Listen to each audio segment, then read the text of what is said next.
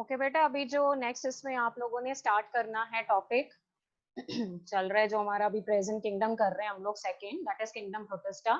और दूसरा बेटा किंगडम प्रोटेस्टा में जो आप लोगों ने पढ़ना है that is regarding the classification. तो अगर क्लासिफिकेशन की बात करी जाए तो जो क्लासिफिकेशन हम लोगों ने यहाँ पर करी है उसमें हमने सबसे पहला ग्रुप पढ़ा था that was photosynthetic protista. Clear?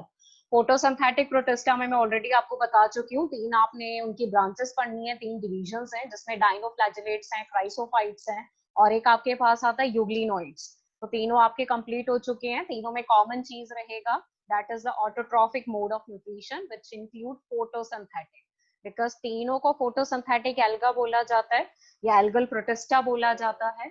तो क्योंकि तीनों के पास क्लोरोफिल पिगमेंट है तो खाना बनाते हैं खुद। क्लियर?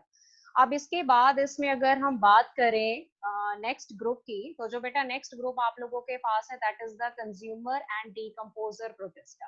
तो ये जो कंज्यूमर एंड डीकंपोजर प्रोटिस्टा है इसको फंगल प्रोटिस्टा भी बोला जाता है या फिर इसको नाम दिया जाता है यहाँ पर स्लाइम मोल्ड्स। क्लियर? जो स्लाइम मोल्ड्स है वो इस ग्रुप का बहुत कॉमन नेम है जो बहुत बार यूज किया जाता है, तो ये ध्यान से आपने याद करना है।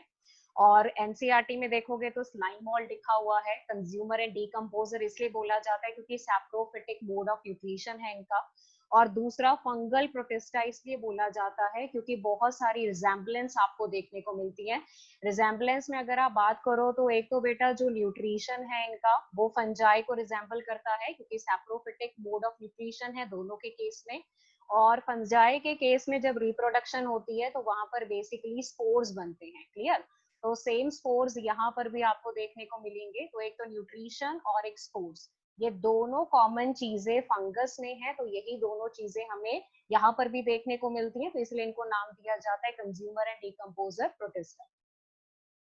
ओवरऑल देखा जाए तो जो ये ग्रुप आपके पास है बेटा, पहली बात इस ग्रुप में क्लोरोफिल टोटली एब्सेंट है, नो पिगमेंट इज देयर। ठीक है? और दूसरा सैप्रोफिटिक मोड ऑफ न्यूट्रिशन है, मैं पहले बता चुकी हूँ। कोई भी ऑर्गेनिज्म जो इस ग्रुप में आपको मिलेगा उनके पास सेल वॉल जो है वो टोटली एब्सेंट है। लेकिन अगर आप इनके ग्रुप में बात करते हो कि जो स्पोर्स इनके लाइफ साइकिल में बनते हैं उन स्पोर के पास एक ट्रू सेल वॉल प्रेजेंट है। ट्रू का मतलब that cell wall is made up of the compound which is known as cellulose. Clear?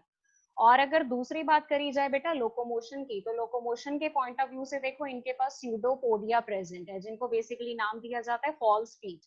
तो स्यूडोपोडिया लोकोमोशन आपको मिलेगा। बॉडी मूव करती है और ये बेसिकली होते कहाँ पर है, जितनी भी ट्री से ब्रांचेस टूट के नीचे गिरती हैं फिर वो गल जाती हैं, सड़ जाती हैं, डीकम्पोज हो जाती हैं, तो उनके ऊपर ये जनरली ग्रो करते हैं। और वहीं पर जमीन पे जितना भी डेड ऑर्गेनिक मैटर पड़ा होगा उसको ये इनगल्फ करते हैं, कंज्यूम करते हैं। So they are basically having saprophytic mode of nutrition. अगर इनके आसपास बेटा फेवरेबल कंडीशंस रहेंगी, मतलब टेम्परेचर, लाइट, वाटर सब कुछ इनके फेवर में है, तो ये क्या करते हैं, एग्रीगेशन बनाते हैं। एग्रीगेशन का मतलब होता है कि कलेक्शन बनाते हैं एक, जिसमें बहुत सारे मेंबर्स एग्रीगेट हो जाएंगे। तो उस एग्रीगेशन को यहाँ पर कॉमन नेम दिया जाता है Plasmodium. That is a name which is given for the aggregation. और अगर इनके आसपास अनफेवरेबल कंडीशंस होंगी, टेम्परेचर, लाइट सुटेबल नहीं है, ठीक है, और प्रेडेटर है इनके ऊपर, तो यही जो प्लाज्मोडियम है बेटा ये आगे जाके डिफरेंशिएट हो जाता है फ्रूटिंग बॉडीज में और उनसे निकलते हैं स्पोर्स। और यही स्पोर आगे जाके डिस्पर्स होते हैं लॉन्ग डिस्टेंस तक, सरवाइव करते हैं काफी लंबे टाइम के लिए, क्योंकि स्पोर्स जो है बेटा वो रेजिस्टेंट है, क्योंकि उनकी वॉल में सेलुलोज प्रेजेंट है, they have cellulosic cell wall, so that is why their wall is resistant, they can survive in any adverse condition। तो डिस्पर्स हो जाते हैं हवा से, जहां पर भी गिरेंगे, जहां पर भी उनको फेवरेबल कंडीशन मिलेगी वहां पर ये स्पोर जर्मिनेट करके वापस से बनाते हैं new organism which is a slime mould और you can say the fungal protista. अगर आप इस पिक्चर को ध्यान से देखो तो जो ये आपको नजर आता है बेटा, this is the rounded body which is commonly known as the sporangium. Clear? इसको स्पोरेंजियम बोला जाता है, जो आप फंजाई में भी पढ़ते हो। जब ये स्पोरेंजियम बर्स्ट करता है तो इसमें से बहुत सारी राउंडेड बॉडीज निकलती हैं जिनको स्पोर्स बोला जाता है। और अगर आप नीचे ये देखो तो ये स्टॉक है, ठीक है। This stalk is commonly known as the sporangiophore. इसको स्पोरेंजियोफोर बोला जाता है because it is actually a stalk which bear the sporangium and that sporangium contain large number of spores. तो इस तरह की जो ये स्ट्रक्चर आपको नजर आती है बेटा, इनको बेसिकली यहाँ पर क्या नाम दिया जाता है, these are known as the fruiting bodies. इनको फ्रूटिंग बॉडीज बोला जाता है। फ्रूटिंग बॉडीज मतलब ये स्पोर फॉर्मेशन करती है। तो ये चीज इनमें कब होगी, जब इनके आसपास अनफेवरेबल कंडीशन होगी। और अगर कंडीशन फेवर में रहेगी तो ये एग्रीगेट करके एक डिप्लॉयड स्ट्रक्चर बनाते हैं which is known as what, plasmodium. तो ये जो स्लाइड पे बेटा जितने भी फीचर्स आपको नजर आ रहे हैं, ये सारे आपके प्लाज्मोडियम के बहुत जनरल फीचर्स हैं, मतलब स्लाइम मोल्ड के जनरल फीचर्स हैं जो हम उनके ऊपर अप्लाई करते हैं। क्लियर। लेकिन अगर आप थोड़ा सा आगे और डिटेल में जाते हो, जैसे कि ये तो चीज सिर्फ एनसीईआरटी में दी है, तो बोर्ड पॉइंट ऑफ व्यू से दिस इज वेरी इंपॉर्टेंट। लेकिन अगर आप आगे थोड़ा सा चलते हो डिटेल में, मतलब नीट के पॉइंट ऑफ व्यू से, तो हल्का सा बेटा आपको क्लासिफिकेशन यहाँ पर देखना पड़ेगा इनका, क्योंकि वो नीट में देखो आता है। तो जिन बच्चों ने तो सिर्फ बोर्ड के पॉइंट ऑफ व्यू से या स्कूल एग्जाम्स के लिए तैयारी करनी है, वो अपनी पहली स्लाइड तक ही कंसाइज रहे। जिन्होंने आगे फर्दर अपना कॉम्पिटिटिव एग्जाम्स के लिए करना है, तो अभी जो स्लाइड आने वाली है उनको जरा ध्यान से सुन लो और पढ़ लेना। अब ये जो दो पिक्चर्स आपको बेटा स्लाइड नंबर 2 में नजर आ रही है, these are basically the pictures of the plasmodium. Clear. ये फंगल प्रोटिस्टा है जिसको स्लाइम मोल्ड बोला जाता है। एज यू कैन सी, ये जो है ये ट्री की ब्रांच है जो गिरी हुई है जमीन पे, डिकम्पोज हो जाती है, तो उसी के ऊपर देखो ये येलो कलर का जो ग्रो कर रहा है, this is basically the slime mould, और you can say consumer and decomposer protista. बहुत बार आप लोगों ने देखा भी होगा, डिफरेंट कलर्स में ये मिलता है, येलो ब्राउन कलर में ज्यादा दिखाई देता है। सेकेंड पिक्चर में देखोगे तो ये देखो राउंडेड छोटे छोटे आपको नजर आ रहे हैं, these are basically the spores, sporangium bodies, fruiting bodies. और ये भी आपका कहाँ है, ब्रांच के ऊपर ग्रो करते हैं। तो इनका जो हैबिटेट है वो ऐसा है कि या तो डेड ऑर्गेनिक मैटर के ऊपर डायरेक्टली ग्रो कर जाएंगे, ठीक है, या फिर जो सॉइल की जो टॉप मोस्ट लेयर है जिसको ह्यूमस बोला जाता है, which is rich in dead organic matter, वहां पर ये बहुत अबंडेंट मिलते हैं। या जो फॉलन लीव्स हैं, फॉलन ट्री ब्रांचेस हैं जो गल जाती हैं, सड़ जाती हैं टाइम के साथ साथ, उनके ऊपर ये बहुत कॉमनली ग्रो करती है। इसीलिए ग्रुप को नाम दिया जाता है consumer and decomposer protista, which are commonly known as what, slime molds, or you can say the fungal protista। अब जो बेटा मैं आपको बता रही थी क्लासिफिकेशन का, अगर आप ध्यान से यहाँ पर देखो तो स्लाइम मोल्ड्स में ना दो टाइप्स आप लोगों को बताई जाती हैं। सबसे पहली टाइप यहाँ पर हमारे पास है ए सेल्यूलर स्लाइम मोल्ड। अब नाम इसको अगर ए सेल्यूलर दिया गया तो दैट डजंट मीन कि बॉडी सेल्स की नहीं बनी है। ए सेल्यूलर स्लाइम मोल्ड इसको इसलिए बोला जाता है बिकॉज कोई प्रॉपर ऑर्गेनाइजेशन नहीं है इसमें। अगर आप देखो, सबसे पहले बेटा जो बॉडी है that is commonly known as plasmodium. Body को कॉमनली नाम क्या दिया जाता है, प्लाज्मोडियम। ठीक है, जो भी डाउट होगा अपना चैट बॉक्स में डाल दो, I will check it later. तो बॉडी को कॉमनली क्या नाम दिया जाता है, प्लाज्मोडियम। कहाँ प्रेजेंट होता है, डेड ऑर्गेनिक मैटर जो जमीन पे है, या जो ट्विजेस हैं, मतलब जो फॉलन ब्रांचेस हैं ट्री की। बॉडी जो है बेटा वो डिप्लॉयड होती है, इनके केस में मल्टी न्यूक्लिएटेड होती है, और हम इसको क्या नाम देते हैं यहाँ पर, Plasmodium. So when you look at the body structure, तो बॉडी स्ट्रक्चर बेटा कुछ इस तरीके का आपको नजर आएगा। When you look at the body structure, पहली बात जो बॉडी है वो डिप्लॉयड है। डिप्लॉयड का मतलब पोलाइटी लेवल हमारे पास क्या होगा, 2 है, ठीक है। और ये जो हमने बनाए हैं, these are known as nuclei, जो बहुत सारे न्यूक्लियाई हैं, मतलब एक होता है तो न्यूक्लियस, बहुत सारे हैं तो nuclei, that is why we have given the name multi nucleated. Diploid का मतलब 2 सेट ऑफ क्रोमोसोम। और जो प्लाज्मोडियम है बेटा, इस पूरे को नाम दिया जाता है, this whole somatic body is known as plasmodium. और अगर आप इनको देखो, ये जो प्रोजेक्शन बाहर की तरफ आपको नजर आती है, these projections are commonly known as the pseudopodia। इनको pseudopodia बोला जाता है। क्लियर। तो pseudopodia की हेल्प से ऑब्वियसली ये क्या करेंगे, मूवमेंट शो करेंगे। So they have pseudopodial locomotion। Saprophytic nutrition है, मतलब डेड ऑर्गेनिक मैटर को कंज्यूम करेंगे, उसको तोड़ेंगे। तोड़ने का मतलब होता है डिकम्पोज करना, फिर उस टूटी हुई चीज को कंज्यूम करना। That is why they are called consumer and decomposer protist. अगर इनमें आप बेटा रिप्रोडक्शन देखो तो रिप्रोडक्शन एसेक्सुअली होता है with the help of the formation of the spores. Clear? और ये स्पोर्स किसके अंदर बनते हैं? स्पोरेंजिया के अंदर।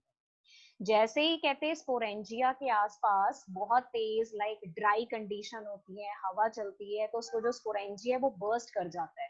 जैसे ही बेटा स्पोरेंजिया बर्स्ट होगा तो उसमें से बहुत सारे स्पोर्स निकल के आएंगे। ठीक है? तो अगर आप अगली स्लाइड पे चलो तो आप बहुत क्लियर देख पाते हो लाइफ साइकिल। मैं इसी में आपको समझा देती हूँ। When you talk about the life cycle of acellular slime mold, ये जो आपके पास है ये है फीडिंग प्लाज्मोडियम, जो एक तरीके का यंग प्लाज्मोडियम है, जो खाना खाता है, फीड करता है, मूव करता है। But once it become mature तो इसमें सारी एक्टिविटीज बेटा सीज हो जाती हैं, रुक जाती हैं। ठीक है? And it under go a process. उस प्रोसेस को यहाँ पर नाम दिया जाता है फ्रूटिफिकेशन। क्या बोला जाता है उस प्रोसेस को? फ्रूटिफिकेशन।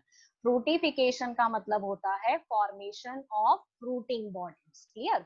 तो जो ये प्लाज्मोडियम है, जैसे ये मैच्योर होगा it undergo fruitification, so it result into the formation of this is known as what? Fruiting bodies. तो अगर आप इसको एनलार्ज करके देखो बेटा तो एक तो आपको ये राउंड स्ट्रक्चर नजर आता है, this is known as sporangium. ठीक है? फिर नीचे की तरफ ये स्टॉक आपको नजर आता है, दिस इज कॉल्ड स्पोरेंजियोफोर। और उसके अंदर देखो बहुत छोटे छोटे हमें स्पोर्स नजर आ रहे हैं, and these spores are basically haploid. कैसा नेचर होता है इनका? हैप्लॉइड। क्योंकि ये स्पोर बेटा कौन सी डिवीजन से बनते हैं? मेयोसिस डिवीजन से। मेयोसिस में क्या होता है कि अगर आपके पास सपोज ये गिवन सेल है और इस सेल में सपोज 46 नंबर ऑफ क्रोमोसोम है, तो जैसे ये सेल डिवाइड करके आगे जाके डॉटर सेल बनाता है, तो दोनों डॉटर में बेटा half of number of chromosomes है। तो पेरेंट सेल को अगर हम डिप्लॉइड बोलते हैं, it is represented by 2n। तो दोनों डॉटर को हम यहाँ पर हैप्लॉइड बोलेंगे, represented by n। So this is the kind of the division which is known as meiosis, जिसमें नंबर ऑफ क्रोमोसोम क्या हो जाते हैं? हाफ। तो जब स्पोरेंजियम के अंदर meiosis डिवीजन होगा तो हमारे पास क्या बनेंगे? स्पोर्स बनेंगे। और ये स्पोर्स कैसे बनेंगे बेटा? हैप्लॉइड बनेंगे। ठीक है? अब ये जितने भी स्पोर्स आपके पास बने, हैप्लॉइड बने हैं। Now these spores undergo germination. अब ये स्पोर्स क्या करेंगे बेटा? जर्मिनेट करेंगे। तो जब ये स्पोर जर्मिनेट करते हैं तो कुछ स्पोर आगे जाके फ्लैजिलेटेड सेल्स बनाते हैं, जैसे कि आप ये देख रहे हो। ठीक है? और कुछ सेल्स जो होते हैं वो नॉन फ्लैजिलेटेड सेल्स बनाते हैं। Some spore germinate to form the flagellated cell and some spore germinate to form the non flagellated cell. तो ये जितने भी बेटा यहाँ पर फ्लैजिलेटेड सेल्स आपके पास बने हैं, इन सेल्स को नाम दिया जाता है स्वार्म सेल। क्या बोला जाता है इनको? Swarm cell. कैसे हैं ये आपके पास? फ्लैजिलेटेड। और जितने भी बेटा नॉन फ्लैजिलेटेड सेल्स आपके पास बने हैं, नॉन फ्लैजिलेटेड सेल्स के लिए टर्म यूज की जाती है मिक्स अमीबा। क्या बोला जाता है इनको? Myxamoeba. तो जैसे ही स्पोर बने, वो जर्मिनेट हुए, तो some of the spore germinate to form the flagellated cells which are called swarm cell, and some of the cell germinate to form the non motile cell, यानी कि non flagellated cells which are called myxamoeba, और commonly you can say amoeboid cells. Clear?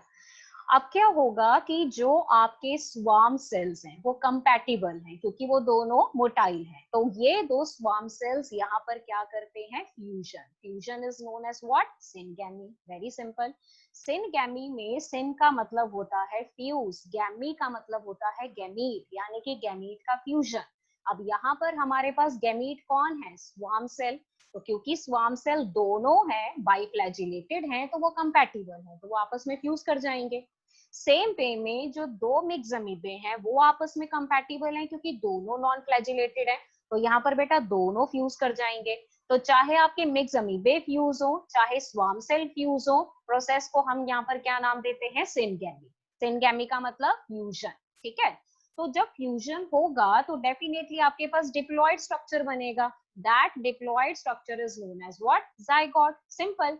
अब अगर आप zygote को देखो बेटा, तो जायगोट के अंदर एक आपको नजर आता है, दिस इज वन न्यूक्लियस, यानी कि जायगोट हमारे पास कैसा है, यूनिन्यूक्लिएटेड, ठीक है। तो जब ये जायगोट जो कि यूनिन्यूक्लिएटेड है, ये आगे जाके डिवीजन करेगा, जिसको हम बोलते हैं कैरियोकाइनेसिस। कैरियोकाइनेसिस का मतलब होता है कंटिन्यूअस डिवीजन ऑफ न्यूक्लियस। तो जब बार बार लगातार बेटा न्यूक्लियस डिवाइड होगा तो बहुत सारे न्यूक्लियाई बनेंगे, ठीक है। साइटोप्लाज्म का डिवीजन नहीं हो रहा यहाँ पर मैं किसका डिवीजन बता रही हूँ, division of nucleus, which is known as what, karyokinesis. तो जब न्यूक्लियस लगातार डिवाइड करेगा तो उससे हमारे पास ऑटोमेटिकली एक मल्टी न्यूक्लिएटेड बॉडी बनेगी। तो इस मल्टी न्यूक्लिएटेड बॉडी को हम यहाँ पर क्या नाम देते हैं, plasmodium. This multi nucleated body is known as what, plasmodium. अब ये प्लाज्मोडियम यंग है, ये फीड करेगा, मूव करेगा, but once it become mature, it become settle down, it undergo the process fruitification, it result into the formation of fruiting bodies, ठीक है। Fruiting bodies में sporangium है, स्पोरेंजियम में क्या बनेंगे, स्पोर्स बनेंगे, किस डिवीजन के थ्रू बनेंगे, meiosis. Some of the spore germinate to form swarm cell, some of the spore germinate to form amoeboid cell. Amoeboids are non-flagellated, swarms are biflagellated. तो कोई भी दो स्वार्म सेल आपस में फ्यूज हो सकते हैं, कोई भी दो मिक्स अमीबे आपस में फ्यूज हो सकते हैं। फ्यूजन किसी का भी हो तो हमारे पास क्या बनेगा, zygote, which is diploid and it is uninucleated. Now जो एक न्यूक्लियस है वो लगातार डिवाइड करेगा, तो न्यूक्लियस की डिवीजन को यहाँ पर क्या बोला जाता है, कैरियोकाइनेसिस। तो उससे हमारे पास क्या बनेगा, multi nucleated structure which is known as plasmodium. So this whole is actually the life cycle of acellular slime mold, ठीक है। ये acellular slime mold का लाइफ साइकिल है। अगर आप इसको देखो तो इसके पूरे लाइफ साइकिल में हो क्या रहा है बेटा, पूरे लाइफ साइकिल में जैसे ही इसमें स्पोर्स बनते हैं, तो स्पोर्स बनने के बाद वो जर्मिनेट करते हैं, फिर गैमीट्स लाइक स्ट्रक्चर बनते हैं, गैमीट्स फ्यूज करते हैं, जाइगोट बनता है। तो मतलब इनके लाइफ साइकिल में होती है सेक्सुअल रिप्रोडक्शन। सेक्सुअल रिप्रोडक्शन का मतलब होता है फ्यूजन ऑफ गैमीट्स, क्योंकि गैमीट आपस में फ्यूज कर रहे हैं तभी तो जाइगोट बन रहा है। So this is basically the life cycle of A cellular slime. अब बाय चांस बेटा अगर ए सेल्यूलर स्लाइम मोल्ड के आसपास कंडीशन ऐसी आ जाए जो कि सर्वाइवल के लिए बहुत ही मुश्किल है, ठीक है, तो उस केस में ये क्या करता है, जैसे मैंने आपको बताया कि ए सेल्यूलर स्लाइम मोल्ड की बॉडी दिखने में ऐसी लगती है, it is having pseudopodia, it is multi nucleated and it is diploid. क्या बोलते हैं हम इसको, प्लाज्मोडियम। तो अगर ये अपनी पूरी बॉडी के अराउंड एक कवरिंग की फॉर्मेशन कर दे, एक मोटी सी ठोस कवरिंग बना दे which is hard and thick, ठीक है, जिसका बाहर किसी एडवर्स कंडीशन का इफेक्ट इसके ऊपर नहीं पड़ेगा, तो बेटा ये जो स्ट्रक्चर हमारे पास बनता है, this structure is commonly known as sclerotium. क्या बोला जाता है इसको, स्क्लेरोटियम। स्क्लेरोटियम क्या है, it is basically a plasmodium, लेकिन उसने अपने अराउंड बना दी है एक थिक हार्ड रिजिड कवरिंग, ताकि वो अपने आप को एडवर्स कंडीशन से बचा सके। तो इस पूरे स्ट्रक्चर को फिर हम क्या नाम देते हैं, sclerotium. It is a kind of cyst, clear. और ये तब तक इसी फॉर्म में रहेगा जब तक कंडीशन सुटेबल नहीं हो जाती, और जैसे ही कंडीशन सुटेबल होंगी it again resume it's life cycle, ये अपना लाइफ साइकिल फिर से स्टार्ट कर देगा। लेकिन जब तक कंडीशन सुटेबल नहीं है ये इसी फॉर्म में हमेशा मेंटेन रहेगा। सो this is the life cycle of A cellular slime, clear. अब ए सेल्यूलर स्लाइम मोल्ड के बाद बेटा जो सेकंड कैटेगरीज में हमें देखने को मिलती है, that is known as the cellular slime mould. अब देखो जो सेल्यूलर स्लाइम मोल्ड है वो स्लाइम मोल्ड की सेकंड कैटेगरी है। फर्स्ट ऑफ ऑल ये हमें बहुत अबंडेंटली मिलता है बेटा ह्यूमस में। ह्यूमस जो है it is basically the top most layer of soil. Soil की जो टॉप मोस्ट लेयर है जो कि रिच होती है डेड ऑर्गेनिक मैटर में, उसको ह्यूमस बोला जाता है। तो उसमें बहुत कॉमनली हमें क्या मिलता है, सेल्यूलर स्लाइम, क्लियर। अगर हम इसकी बॉडी देखें, यूनिन्यूक्लिएट है, यूनिन्यूक्लिएट मतलब सिंगल वन न्यूक्लियस, हैप्लॉइड है एंड इसको क्या बोला जाता है, mix amoeba. So when you look at the diagram of the body, it actually looks like amoeba. ये अमीबा जैसा दिखता है आपको. सेंटर में एक न्यूक्लियस आपको नजर आएगा and this is basically the cytoplasm. ठीक है. तो अगर इस स्ट्रक्चर में हम बात करें तो जो ये प्रोजेक्शंस हमें नजर आ रही है, these projections are again known as the pseudopodia which are called false feet. Centre में जो न्यूक्लियस हमें नजर आता है सिंगल है, so this is known as nucleus. बहुत सारे होते तो क्या बोलते, nuclei. And what is the ploidy level, n. पिछला वाला कैसा था, 2n, और ये क्या है, n. सो ये हैप्लॉइड है. तो इसको कॉमनली बेटा यहाँ पर क्या नाम दिया जाता है, मिक्स अमीबे. पिछले वाले को क्या बोलते थे, प्लाज्मोडियम. इसको क्या बोलेंगे, mix amoeba, because it looks like amoeba. अच्छा, लोकोमोशन की बात करेंगे, सेम है बेटा, स्यूडोपोडियल लोकोमोशन है. अगर अनफेवरेबल कंडीशंस आती हैं तो ये क्या बनाता है, माइक्रोसिस्ट. माइक्रोसिस्ट का कुछ मतलब यहाँ पर सीधा है कि जो बॉडी है उसके अराउंड एक थिक कवरिंग बन जाती है and it is still uninucleate. So this structure is known as what, microcyst. ये बनेगा अनफेवरेबल में. और अगर नॉर्मल कंडीशन है बेटा तो नॉर्मल कंडीशन में ये अपना लाइफ साइकिल कंटिन्यू रखता है. अब देखो लाइफ साइकिल में क्या होता है, पहली बात जो अगर आप सेल्यूलर स्लाइम मोल्ड की करो तो सेल्यूलर स्लाइम मोल्ड को एक बहुत इंपॉर्टेंट यहाँ पर नाम दिया जाता है, communal slime mould. This is very very very important. Communal slime mould इसको इसलिए बोला जाता है बिकॉज ये जो स्लाइम मोल्ड है बेटा ये कम्युनिटी बनाता है. कम्युनिटी बनाने का मतलब ये इकट्ठे जुड़ के रहते हैं, एग्रीगेट होके रहते हैं, तो इनको कम्युनिटी बोला जाता है. So this is commonly called communal slime. ठीक है. अब कम्युनिटी में क्या होगा, सबसे पहले सपोज करो आपके पास ये है mix amoeba. I am starting right from here. Generally इन्होंने अमीबा लिखा है, you can consider it mix amoeba. ठीक है. ये जो मिक्स अमीबा है ये हो चुका है इस टाइम पे मैच्योर. तो जब ये मैच्योर हो जाते हैं बेटा तो मैच्योरिटी के टाइम पे ये फूड कंज्यूम करना, मूव करना सब बंद कर देते हैं and they start secreting a compound. उस कंपाउंड को बोला जाता है साइक्लिक एएमपी. साइक्लिक एएमपी का फुल फॉर्म है cyclic adenosine monophosphate. This is basically a compound which is secreted by all the member of cellular slime mold when they become mature. तो जैसे cellular slime mould बेटा maturity state में आ जाते हैं, they start secreting a compound and the name of the compound is cyclic AMP. अब ये जो cyclic AMP है it actually causes the attraction that is called the chemo attraction. Chemo attraction का मतलब होता है कि इस केमिकल के सिक्रेट होने की वजह से सारे सेलुलर स्लाइम मोल्ड एक दूसरे की तरफ क्या होते हैं, अट्रैक्ट होते हैं. समझ रहे हो, सेलुलर स्लाइम मोल्ड एक दूसरे की तरफ अट्रैक्ट होंगे क्योंकि सारे क्या सिक्रेट कर रहे हैं, cyclic AMP compound. When they become mature so automatically they start attracting toward each other. तो सपोज करो अगर ये एक सेलुलर स्लाइम मोल्ड है, this is second cellular slime mould, clear, this is third cellular slime mould and this is number 4, number 5, number 6, number 7. ये सारे बेटा एक दूसरे की तरफ क्या हो रहे हैं, अट्रैक्ट हो रहे हैं due to the secretion of which compound, AMP. लेकिन कब, मैच्योरिटी स्टेज पे. तो जब ये सारे एक दूसरे की तरफ अट्रैक्ट होके इकट्ठा हो जाएंगे, एग्रीगेट हो जाएंगे, तो एक स्टेज ऐसी आ जाएगी कि आपको सिर्फ देखने में जो नजर आएगी वो बाहर वाली मेम्ब्रेन नजर आएगी और बीच में आपको लगेगा कि बहुत सारे न्यूक्लियाई आपको नजर आ रहे हैं. So it actually appear like this kind of the structure. देखने में ये सारे बेटा एक ही लगेंगे आपको क्योंकि सारे जुड़ चुके हैं, एग्रीगेट हो चुके हैं.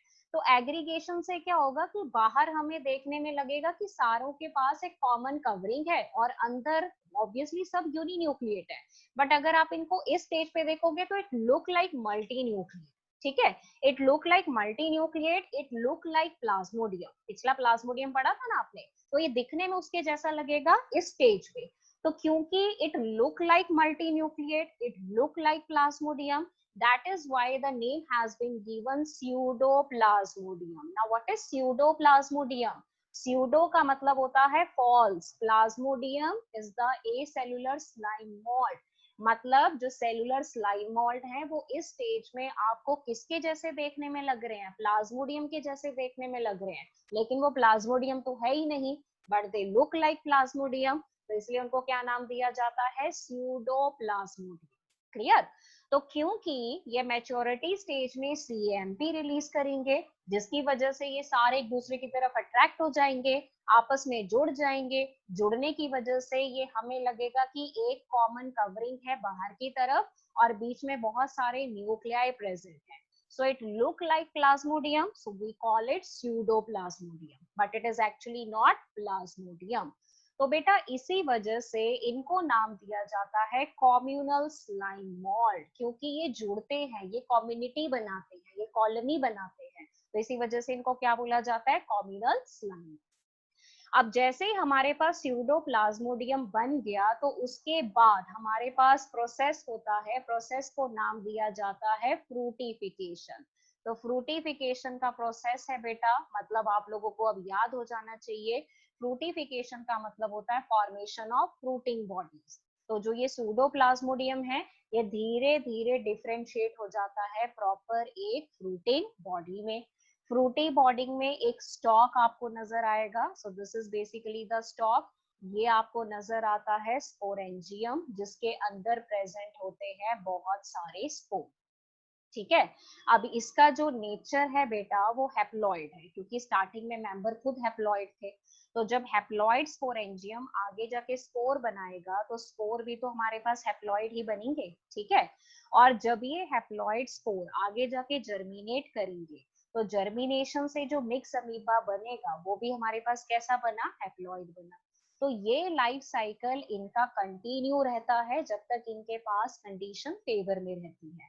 बाय चांस अगर कंडीशन फेवर में ना हो तो ये लाइफ साइकिल छोड़ के उल्टा सिस्ट बना देते हैं, और उन सिस्ट को यहाँ पर नाम दिया जाता है माइक्रोसिस्ट, क्योंकि ये मैच्योरिटी स्टेज में सीएमपी रिलीज करते हैं, जिसकी वजह से they attract toward each other and they combines together, so they given the name that is called pseudoplasmodium, and it looks like a colony, so they are commonly known as what, communal slime mold, because they form the community. Example अगर आपने देखना है तो one example is Dictyostelium, second example is Polysphondylium. तो ये बेटा आपके पास life cycle आता है सेलुलर स्लाइम मोल्ड का। ठीक है, इससे पहले जो मैंने आप लोगों को दिखाया था that was a life cycle of A cellular slime mould. Clear? अब अगर आप दोनों के लाइफ साइकिल को हल्का सा यहाँ पर कंपेयर कर लो तो one thing you can see, this is what, this is basically the syngamy. Now what is the syngamy? Syngamy is known as what, fusion, fusion of gamete. तो सिनगैमी यानी कि सेक्सुअल रिप्रोडक्शन, किसके केस में, ए cellular के case में, ए cellular slime mould के case में क्या हो रहा है, sexual reproduction. Now when you look at the life cycle of this organism which is basically cellular slime mould, कहीं पर भी आपको फ्यूजन ऑफ गैमीट नजर आ रहा है, नहीं आ रहा है। दैट मीन्स कि इनके केस में जो सेक्सुअल रिप्रोडक्शन है या फिर जो सिनगैमी है that is said to be totally absent, वो आपको नजर नहीं आती है। तो ये थोड़ी बहुत चीजें हैं बेटा जो एज अ डिफरेंसेस आपसे पूछ ली जाती हैं, तो इनको थोड़ा ध्यान में रखो। और दूसरा, दोनों के सेपरेट फीचर्स हैं, ये मैं आप लोगों को ऑलरेडी बता चुकी हूँ। ए सेलुलर की एग्जांपल पाइसेरम, पाइसेरेला, फ्यूलिगो, 3 एग्जांपल्स हैं, तीनों को अच्छे से याद कर लो, मल्टीपल चॉइस में पूछी जाती है। और अगर हम सेलुलर की बात करें तो first example dictyostelium, second example polysphondylium. और अगर हम बात करें इनके जनरल कैरेक्टर की, what are the general character of the slime moulds, तो जनरल कैरेक्टर ये है आपकी स्क्रीन पे, which are the very general character of the protista which are commonly known as the slime molds or you can say the fungal protista. तो इतना बेटा आप लोगों ने करना था regarding the second group of the protista which is known as consumer and decomposer protista.